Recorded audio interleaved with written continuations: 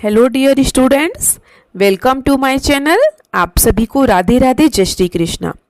बेटा, तो आज आपकी 8th ग्रेड अभ्यास पुस्तिका विज्ञान कक्षा 7 की क्लास है, क्लास नंबर 2। क्लास 1 हमारी शुरू हो चुकी है, जो मैं करवा चुकी हूँ। आज चलेगी हमारी क्लास 2। पार्ट इसमें हमारा पहला ही है, पादपों में पोषण। यह आज हमारा पार्ट 2 रहेगा। पार्ट 1 में मैंने आपको अति लघु, बहुविकल्प और खाली स्थान करवाए थे, और पार्ट 2 में मैं आपको लघु प्रश्न और दीर्घ प्रश्न करवाएंगे। ठीक है, यह आपकी नई किताब है, तो सब बच्चे किताब तो पढ़ ही लिए होंगे, क्योंकि मैंने जैसे कि आपसे वीडियो 1 में कहा था, किताब को पढ़ना ज़रूरी होता है। उससे क्या होता है कि हमें प्रश्न उत्तर करने में आसानी हो जाती है। तो चलिए आज चलते हैं हम अपने लघु प्रश्नों पर। सब बच्चे फटाफट से चैनल को सब्सक्राइब कर लें। प्रश्न 7। कुछ पौधे कार्बोहाइड्रेट के अलावा प्रोटीन एवं वसा जैसे अन्य खाद्य पदार्थों का भी संश्लेषण करते हैं। ठीक है, तो प्रोटीन संश्लेषण के लिए आवश्यक तत्व नाइट्रोजन पौधे किस प्रकार प्राप्त करते हैं? तो जो प्रोटीन का संश्लेषण होता है उसका तत्व है नाइट्रोजन। तो नाइट्रोजन पौधों को कैसे मिलता है? तो बेटा, पौधे जो होते हैं नाइट्रोजन को विलेय के रूप में ही अवशोषित कर सकते हैं। मतलब जब वो विलेय हो, मिट्टी में ही मिल जाए तब। अब ऐसे ऊपर से तो नहीं ले सकते उसको, जब वो मिट्टी में मिल जाएगा तभी लेंगे। और मिट्टी में कौन मिलाता है उनको? राइजोबियम जीवाणु। एक राइजोबियम जीवाणु है, वो नाइट्रोजन को मिट्टी में विलेय कर देता है, जिससे नाइट्रोजन पौधों तक पहुंच जाता है। ये सिंपल भाषा में है। ठीक है, और जो आपकी किताब में लिखा है वो मैंने आपको लिखवा दिया है। पौधे नाइट्रोजन को विलेय रूप में ही अवशोषित कर सकते हैं। कुछ जीवाणु जो राइजोबियम कहलाते हैं, वायुमंडलीय नाइट्रोजन को विलेय पदार्थों में परिवर्तित कर देते हैं। ठीक है, बिल्कुल सरल है। अगला प्रश्न देखिए, प्रश्न 8। सजीवों द्वारा भोजन ग्रहण करने एवं इसके उपयोग करने की विधि पोषण कहलाती है। ठीक है, जैसे कोई सजीव है, मतलब कि जो सांस लेते हैं, खाते पीते हैं, जैसे पौधे, हम। ठीक है, वो भोजन ग्रहण करते हैं, तो वो विधि क्या कहलाती है? पोषण। हमें पोषण मिल गया, ताकत मिल गई। पोषण के आधार पर स्वपोषी और विषमपोषी को परिभाषित कीजिए। अब देखो, मैंने आपको पहली क्लास में ही बताया था स्वपोषी क्या है। स्व मतलब स्वयं, पोषी मतलब जो अपना भोजन स्वयं बनाते हैं, और विषमपोषी जो अपना भोजन स्वयं नहीं बनाते हैं, दूसरों पर निर्भर होते हैं। जैसे कि एक बच्चा है, अभी वो छोटा है, ठीक है, तो वो अपना भोजन किससे मांगता है? मम्मी से, तो वो विषमपोषी है। और मम्मी अपना भोजन स्वयं बनाती है, तो मम्मी स्वपोषी है। ठीक है, इस तरीके से स्वपोषी वे जीव जो अपना भोजन स्वयं बनाते हैं। विषमपोषी वे जीव जो अपने भोजन के लिए अन्य जीवों पर निर्भर होते हैं। ठीक है, मैंने एकदम सरल भाषा में लिखवाया है, जिससे कि आपको कभी कोई परेशानी ना हो। चलिए अगले प्रश्न पर चलते हैं। ये दोनों हो गए सबके। प्रश्न 9। यदि नागफनी के पौधे को ज्यादा नमी या जलीय क्षेत्र में लगाया जाए तो क्या होगा? तो बेटा, नागफनी का पौधा ऐसे सूखे क्षेत्र में लगता है। आपने देखा होगा जिसमें कांटे कांटे से रहते हैं। नागफनी का पौधा वो होता है जो ज्यादा सूखे क्षेत्रों में लगता है। अगर उसको हम गीले क्षेत्रों में लगा दें तो क्या होएगा? वो सड़ जाएगा। ठीक है, क्या होएगा? वो सड़ जाएगा पौधा। यदि नागफनी के पौधे को ज्यादा नमी या जलीय क्षेत्र में लगाया जाए तो उसकी जड़ें सड़ जाएंगी, पौधा खराब हो जाएगा और वो मर जाएगा। सिंपल, बिल्कुल। ठीक है, अगला प्रश्न देखिए, प्रश्न 10। बूझो अपने खेत में कुछ वर्षों से लगातार एक ही फसल की बुआई करता आ रहा है। उसके खेत की फसल पर प्रतिवर्ष क्या प्रभाव पड़ेगा? अच्छा बेटा, आपने देखा होगा कि जो लोग होते हैं अपने खेतों में कभी बाजरा, कभी मक्का, कभी गेहूं, कभी चना, मटर, ऐसी अलग अलग चीजें क्यों बोते हैं? कभी सोचा है किसी ने? इसलिए बोते हैं बेटा, अगर हम एक ही फसल को बोएंगे ना बार बार, तो जमीन भी ये कहेगी अब कि भाई ये तो मुझे बहुत बोर कर रहा है, अब मैं इस बार इसको कम फसल दूंगी, मैं ज़्यादा दे ही नहीं रही मैं इसको। जैसे कि अगर मैं बोलूँ आपको कि आप एक मूवी देखो कोई भी, और आप उसको रोज रोज देखो, तो आप बोर नहीं हो जाओगे? ऐसे ही जो खेत होता है ना वो भी बहुत बोर होने लगता है कि एक ही फसल बोएगा तू बार बार, तो मैं तो बोर हो जाऊंगा, मुझे भी तो नई नई फसल उगाना मेरे खेत में भी। तो जब भी हम एक ही फसल को उगाते रहते हैं तो फसल का उत्पादन घट जाता है, क्योंकि एक ही फसल की बुआई करने से मिट्टी में कुछ विशिष्ट पोषक तत्वों की कमी हो जाती है। ठीक है, तो ये भी बहुत सरल है। हर प्रश्न बिल्कुल सरल है, सिर्फ उसको समझना है। अगला प्रश्न चलते हैं, प्रश्न 11। देखो, एक पीली पत्ती है, एक हरी पत्ती है। ये दोनों पत्तियों के बारे में मैंने आपको पार्ट 1 में समझाया था। उपरोक्त दिए गए चित्र को देखकर बताइए कि प्रकाश संश्लेषण की क्रिया किस पत्ती में होगी और क्यों। तो बेटा, प्रकाश संश्लेषण की क्रिया हरी पत्ती में होगी। क्यों? क्योंकि उसमें क्लोरोफिल है। हरी पत्तियों में क्लोरोफिल होता है, और जो पत्ती पीली है वो तो वैसे ही मर गई, उसमें तो क्लोरोफिल है ही नहीं, तो उसके साथ प्रकाश संश्लेषण नहीं होगा।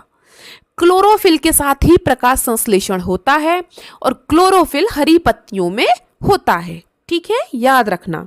तो देखिए, प्रकाश संश्लेषण की क्रिया हरी पत्ती में होगी क्योंकि प्रकाश संश्लेषण के लिए आवश्यक क्लोरोफिल नामक वर्णक हरी पत्ती में मौजूद होता है।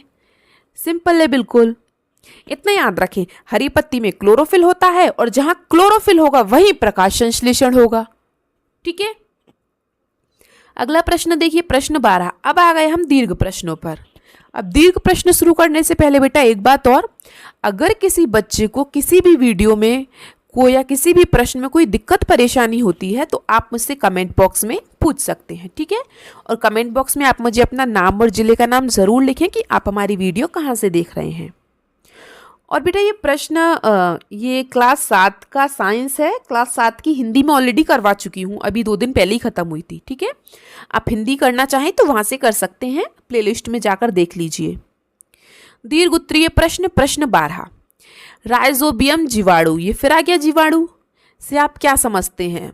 तो बेटा, एक इकलौता राइजोबियम जीवाणु ऐसा है जो वायुमंडल में जो नाइट्रोजन है, हमारे वायुमंडल मतलब ये जो आप सांस ले रहे हो, इसमें प्रकृति है हमारा, ये जो वायुमंडल है, ठीक है, इसमें जो नाइट्रोजन है हमारी, सबसे ज़्यादा नाइट्रोजन ही होती है। ऑक्सीजन तो हमें पौधों से मिलता है, और हमारे वायुमंडल में सबसे ज़्यादा क्या है? नाइट्रोजन। ठीक है, तो जो नाइट्रोजन है उसे विलेय पदार्थों में परिवर्तित कौन करता है? राइजोबियम जीवाणु। ठीक है, तो राइजोबियम जीवाणु से आप क्या समझते हैं? राइजोबियम जीवाणु वायुमंडलीय नाइट्रोजन को विलेय पदार्थों में परिवर्तित कर देता है। ठीक है, इतना हो गया। यदि राइजोबियम जीवाणु नष्ट हो जाए तो मिट्टी पर क्या प्रभाव होगा बेटा? यदि राइजोबियम जीवाणु नष्ट हो जाए तो मिट्टी में नाइट्रोजन ही नहीं होगा, नाइट्रोजन की कमी हो जाएगी, और नाइट्रोजन की कमी हो जाएगी तो उसकी प्रकृति उर्वरता घट जाएगी, मतलब फसल कम उत्पन्न होगी। ठीक है, क्योंकि जैसे अगर हमें नाइट्रोजन की आवश्यकता है, जैसे हमें ऑक्सीजन की आवश्यकता है, ऐसे ही पौधों को नाइट्रोजन की आवश्यकता है। और नाइट्रोजन हवा में तो पौधे ले नहीं सकते, पौधे तो हर चीज़ों को जड़ों से लेते हैं, और जड़ कहाँ होती है? मिट्टी में, और मिट्टी तक नाइट्रोजन को कौन पहुंचाता है? राइजोबियम जीवाणु। ठीक है, चलिए अगले प्रश्न पर चलें। प्रश्न 13। ये सूखी ब्रेड का टुकड़ा है, ये सूखा ब्रेड है बंद डिब्बे में, ये नमी युक्त ब्रेड है बंद डिब्बे में, और ये नमी युक्त ब्रेड है खुले डिब्बे में। ठीक है, तो ये पूछ रहा है कि उपरोक्त क्रियाकलाप के आधार पर बूझो जानना चाहता है कि किस डिब्बे के ब्रेड में रोए जैसी संरचना जल्दी दिखेगी। क्यों? रोए जैसी मतलब फंगस, फफूंद जल्दी किस पे लगेगी? कोई मुझे बता सकता है? बताइए सोच के। किस में लगेगी बेटा? खुले डिब्बे में। देखो, ये तो सूखी ब्रेड है। अब सूखे सामान में आपने देखा होगा, सूखा सामान है, नमकीन, बिस्किट, इनमें फंगस लगता है क्या? और वो भी बंद डिब्बे में रखा और नहीं लगेगा। बहुत दिनों बाद, बहुत ही दिनों, जब आपके महीने 2 महीने रखे हैं, ये सील गए, सीलन आ गई इनमें, फिर लगना शुरू होगा। अब ये ब्रेड क्या है? डिब्बे में बंद है, इसको ऑक्सीजन कम मिल रहा है। ऑक्सीजन मतलब हवा, ऑक्सीजन इसको कम मिल रहा है, तो इसमें अभी धीरे धीरे थोड़े दिनों बाद लगेगा फंगस, फफूंद। लेकिन जो डिब्बा खुला है उसको ऑक्सीजन भी मिल रहा है, उसको नमी भी मिल गई है, उसको पोषक तत्व भी मिल गए, उसको सब मिल गया, तो उसमें फंगस जल्दी लग जाएगा। ठीक है, आप जैसे देखना, गीली रोटी है, गीली रोटी को आप बाहर रख देना, तो आप देखना उसमें थोड़े टाइम बाद ही फफूंद फफूंद टाइप के लग जाएंगे। क्यों? क्योंकि उसको नमी भी मिल गई, गीली हो गई, वो उसको ऑक्सीजन मिल रहा है, हवा मिल रही है लगातार, ठीक है, और उसमें पोषक तत्व भी हैं, आटा है तो इसलिए जो खुली होगी ना उसमें जल्दी लगेगी। देखिए, नमीयुक्त ब्रेड खुले डिब्बे में रोए जैसी संरचना जल्दी दिखेगी, क्योंकि इस स्थिति में नमी, पोषक तत्व और हवा तीनों उपलब्ध हैं, जो कवक के बीजाणुओं को सबसे तेज अंकुरित होने और रोए जैसी संरचना बनाने के लिए सबसे अनुकूल वातावरण प्रदान करते हैं।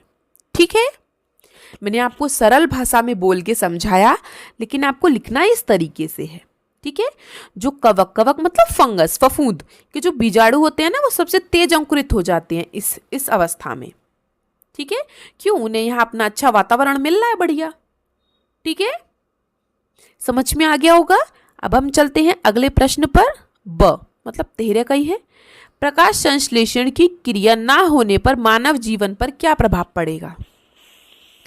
अब बेटा, प्रकाश संश्लेषण क्या होता है आपको मैं बहुत बार बता चुकी हूँ।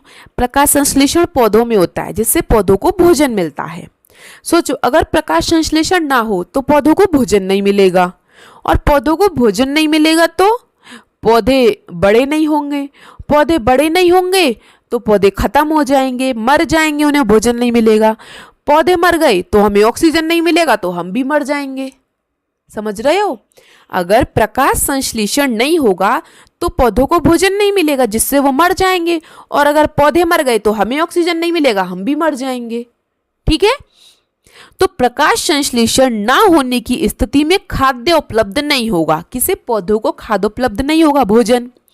सभी जीवों का अस्तित्व प्रत्यक्ष रूप से पौधों द्वारा निर्मित भोजन पर निर्भर करता है। इसके अतिरिक्त सभी जीवों के लिए ऑक्सीजन भी प्रकाश संश्लेषण के द्वारा मिलती है। प्रकाश संश्लेषण की अनुपस्थिति में पृथ्वी पर जीवन की कल्पना असंभव है। ये पूरी लाइनें मैंने आपकी बुक में से लिखी हैं, इसीलिए कहती हूँ बुक को पढ़ लिया करो।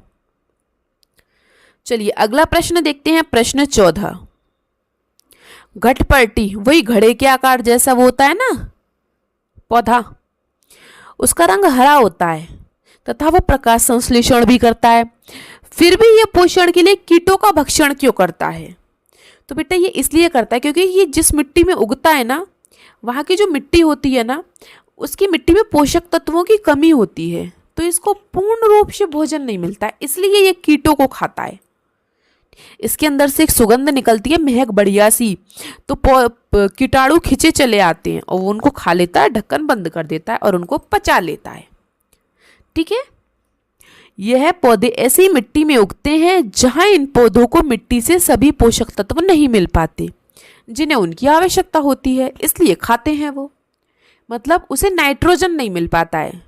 ठीक है, इसलिए अगला देखिए, घटपर्टी पौधा किस प्रकार कीटों का भक्षण करता है, विस्तार से बताइए। ये भी आपकी किताब में है, पूरा डिटेल में बिल्कुल ऐसे ही लिखा हुआ है। देखिए, घटपर्टी पौधा अपनी पत्तियों को एक घड़े के आकार में बदल लेता है और ऊपर पत्ती होगा, पत्ती का शीर्ष भाग खड़े का ढक्कन बनाता है।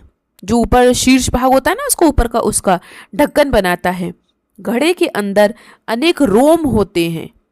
रोम मतलब उनमें से मतलब अच्छी सी महक आती है, चिकना चिकना होता है अंदर, जिससे कि कीटा जो वो होता है कीट, ठीक है, वो उसमें क्या नीचे फिसल जाते हैं। जब कोई कीट घड़े में प्रवेश करता है तो यह उसकी रोमों के बीच फंस जाता है और घड़े में उपस्थित पाचक रस द्वारा कीटों का पाचन हो जाता है। तो ये इस तरीके से खा जाता है कीटों को। क्यों खा जाता है? क्योंकि इसे आवश्यकता होती है, इसको पूरी आवश्यकता। जैसे हम पौधों को पूरा पानी नहीं देंगे तो वो सूख जाएगा।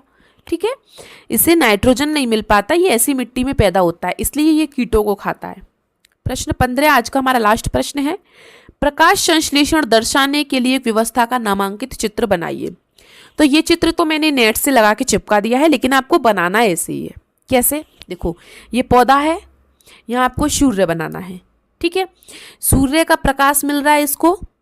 ठीक है, ये इसके अंदर कार्बन डाइऑक्साइड जा रही है पौधों के अंदर, यह कार्बन डाइऑक्साइड लेता है और ऑक्सीजन को छोड़ता है, ऑक्सीजन बाहर निकालता है। ये सूर्य का प्रकाश है, इसकी पत्तियों में क्लोरोफिल है, तो प्रकाश संश्लेषण की क्रिया हो रही है। ठीक है, तो आप इस तरीके से चित्र को बना सकते हैं। ठीक है, तो चलिए आपके सारे प्रश्न खत्म हो चुके हैं। ये आपके कुछ प्रोजेक्ट हैं जो बेटा आपको खुद करने हैं, जैसे कि विभिन्न आकार की न्यूनतम 5 पत्तियां एकत्रित करके यहाँ पे चिपकाइए। मतलब यहाँ पे 5 पत्तियां चिपकानी है आपको, उन पत्ती के नाम लिखने हैं और फिर उसका उपयोग क्या है वो लिखना है, बस सिंपल। तो ये तो बेटा आप ही करोगे स्वयं। ऐसे इसमें है फलों के बीज लेने हैं। ठीक है, फलों के 1 बीज, 2 बीज, 3 बीज, 4 बीज, अलग अलग फलों के बीज यहाँ पे चिपकाने हैं। फिर वो किस फल के बीज हैं और उस फल का चित्र बनाना है। ठीक है, अभी जैसे सेब का बीज चिपका दो, फल का नाम क्या है, सेब, सेब। ठीक है, और सेब का यहाँ पे चित्र बना दो बस इस तरीके से। ठीक है, और कुछ नहीं करना। तो चलिए, आई होप आपको अच्छी लगी होगी क्लास। अगर अच्छी लगी हो तो प्लीज़ अपने दोस्तों के साथ लाइक शेयर सब्सक्राइब ज़रूर कर लें और बेटा हाइप ज़रूर कर दें।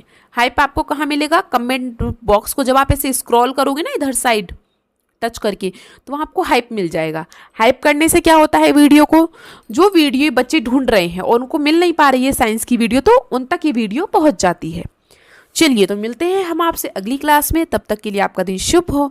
Have a nice day and thank you.